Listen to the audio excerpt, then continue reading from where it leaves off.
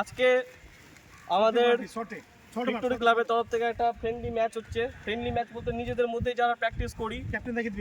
দেখা যাক ফলাফল কি হচ্ছে। এখন টিম হয়ে গেছে। এই যে আমাদের ক্যাপ্টেন চিতুদা, captain boy I am captain Nigerian.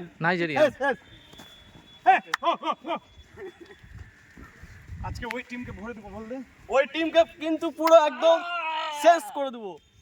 ভালো খেলতে হবে সবাইকে। কি বো বো ওদেরকে একটু বলো ওদের টিম কি বলেছে, তাহলে তো জবাব দেবো।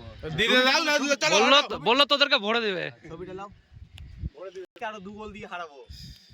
শুনলেন পবন, শুনলা? কান খুলে শুনো পবন, তোমাকেই বললাম। এই যে আমাদের ক্যাপ্টেন, এই যে আমাদের বেস্ট ক্যাপ্টেন। কি করবি ওদের, কি করবি?